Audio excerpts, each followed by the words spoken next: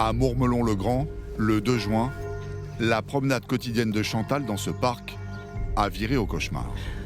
T'embrasser encore une dernière fois. Kevin. C'est monstrueux ce qui s'est passé. Elle a été la première à porter secours à Kevin, alertée par les hurlements de la jeune fille, avec laquelle il se baladait. Elle s'est mise à crier au secours, à l'aide. Elle avait ses 2 mains marbrées de sang. Je lui dis, est-ce que tu es blessée?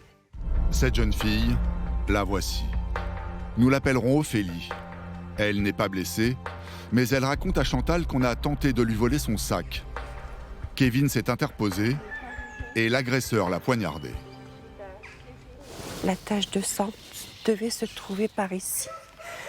Et Kevin, là, sa tête était reposée de ce côté par là. Et ses yeux par là.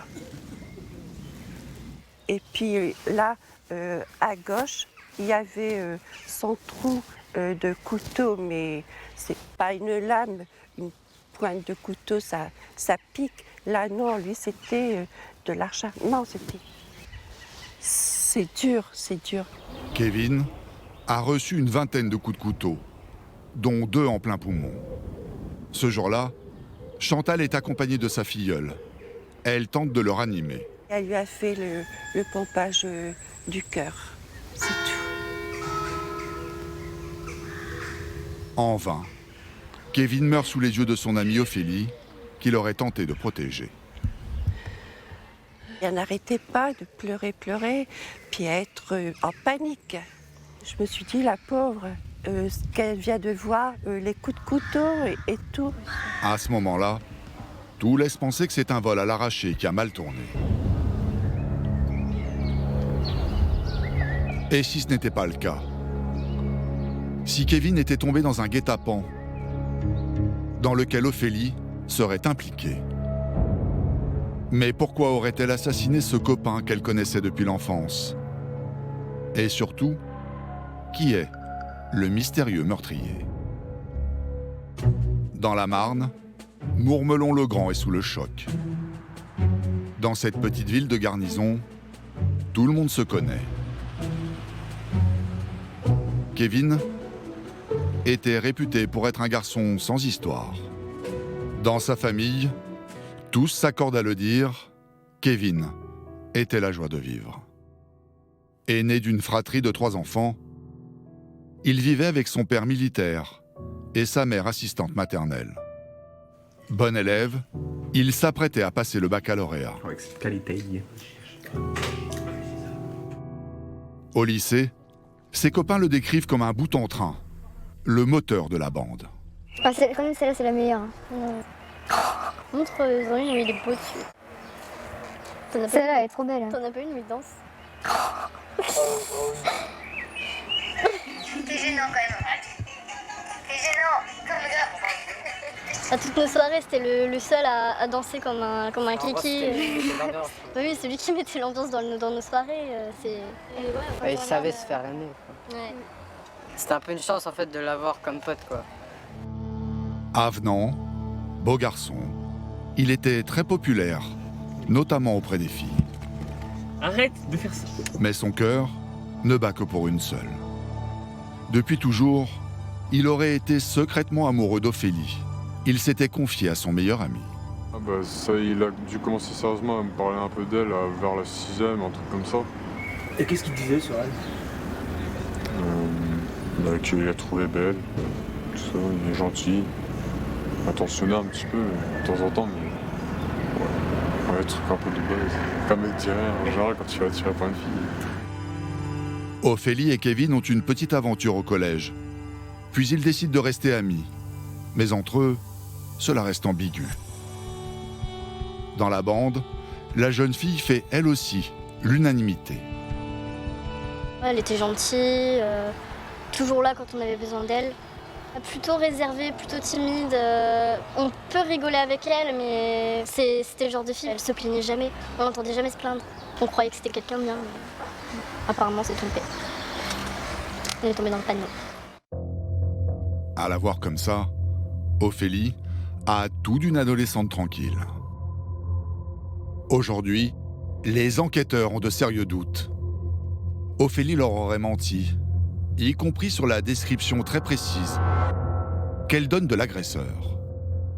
Il s'agirait donc d'un homme de couleur basanée, âgé de 25 à 30 ans, mesurant 1m80, 1m90, quelqu'un de haute taille, corpulence plutôt musclée, avec les yeux foncés, les sourcils épais et le nez élargi. Qui est donc le mystérieux agresseur au couteau? Son portrait robot est diffusé dans tous les médias. Une quarantaine de militaires, des chiens policiers et un hélicoptère se lancent à sa poursuite. Après 2 jours de traque, les enquêteurs n'ont toujours pas la moindre piste. Ils vont vite comprendre pourquoi, quand ils interrogent le principal témoin, Chantal. On m'a montré le portrait robot et c'est là que j'ai dit à la gendarmerie, ça peut pas être lui. Pourquoi? Elle vous a dit qu'il était comment? Il était masqué. Comment voulez-vous qu'elle donne ses yeux, son nez, sa bouche? Comment voulez-vous qu'elle arrive à donner cette photo-là aux gendarmes et puis aux gens? Il y a quelque chose. Ou alors c'est moi qui est folle. Pourquoi Ophélie aurait-elle menti? Les gendarmes commencent à se poser des questions, mais la jeune fille maintient sa version. Pour retrouver le meurtrier, les enquêteurs comptent sur un autre élément, lié à la bagarre. Comme la scène a été particulièrement violente, il est susceptible d'avoir été blessé, ce qui est un élément évidemment important dans la recherche de cette personne. Une hypothèse d'autant plus vraisemblable que Kevin est un boxeur confirmé. Il fréquentait ce club depuis 2 ans. On balance les bras. Ahmed l'entraînait 1 fois par semaine. Tout à hauteur de visage. Faites des accélérations aussi de temps en temps. Il voulait apprendre absolument. Il voulait être un des meilleurs. Il voulait être un bon. Ben là, c'est Kevin, là on le voit. Il est là.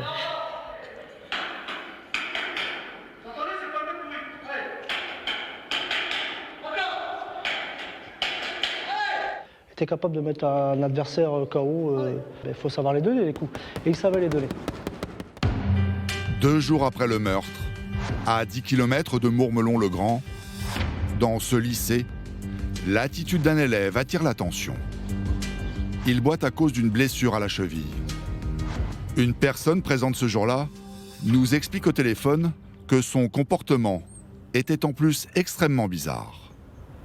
Il a été viré de la classe parce qu'il était sur son portable. Il était en train de regarder un site internet que personne ne va regarder d'habitude. Tous les services en train d'actualiser le site de l'Union. Et à un moment donné, dans un cours, il a regardé BFM TV où ça parlait justement de ça. Et là, le prof, il a fait sortie de cours. C'est en ça qu'il n'était pas normal. Parce que d'habitude, ça arrive d'être sur son portable pour regarder une messagerie, des choses comme ça. Et sinon, non. Un des lycéens raconte cette histoire à son père, qui décide de prévenir les gendarmes. Cet ado au comportement suspect, nous l'appellerons Antoine. Il a 17 ans et selon une de ses camarades, il présente une personnalité atypique. Donc ça c'est le profil d'un Ireda, avec la phrase « Le diable prend soin des siens ». C'était quelqu'un de très discret, toujours en retrait. Quand j'allais au lycée, dans le bus, je me rappelle qu'il y avait même des jeunes filles, enfin comme des jeunes garçons, qui osaient même pas s'asseoir à côté de lui dans le bus quand il n'y avait plus de place parce qu'ils en avaient peur. Il faisait peur parce qu'il dégageait, ça n'inspirait pas la confiance.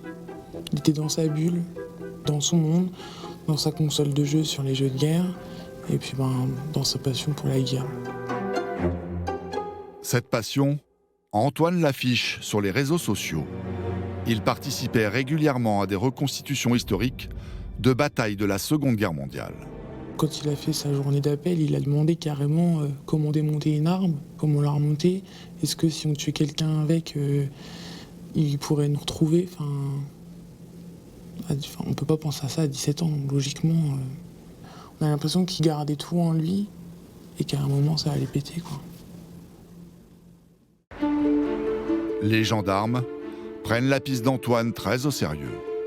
D'autant plus qu'Antoine et Kevin se connaissent depuis l'enfance. Mais ils seraient en conflit. Et surtout, Antoine flirte avec Ophélie, dont il est fou amoureux. Pour une camarade, la jeune fille serait en partie responsable de leur brouille. En fait, Iris a été amoureux de Naeso. Naeso était la meilleure amie de Kevin. Et à jouer sur les deux tableaux, ça les a un peu montés l'un contre l'autre. Ils ne pouvaient pas supporter savoir Naeso avec quelqu'un d'autre qu'avec lui. C'est une histoire de fille, donc forcément, c'est le noyau de l'histoire. Les enquêteurs interpellent Antoine et perquisitionnent la maison de ses parents. On va retrouver des sacs avec des vêtements ensanglantés. On va retrouver un couteau dont il apparaîtra qu'il s'agit de l'arme du crime. Un nouveau scénario se dessine. Celui d'un trio lié à l'amour, à la mort. Quel rôle aurait joué Ophélie ? En apprenant l'arrestation d'Antoine, la jeune fille aurait paniqué. Elle appelle à 2 reprises les gendarmes pour leur dire qu'elle craint qu'ils l'accusent à tort. C'est exactement ce qu'il va faire. Entre 2 sanglots, Antoine déclare qu'ils ont décidé ensemble d'assassiner Kevin. Ophélie est interpellée à son tour. Le jeune homme ira jusqu'à dire que c'est dans ces jours qui ont précédé qu'ils ont échafaudé ensemble le plan qui devait les conduire à ce passage à l'acte et à cet assassinat. On établira également qu'il y a eu des échanges dans l'heure qui a précédé le passage à l'acte.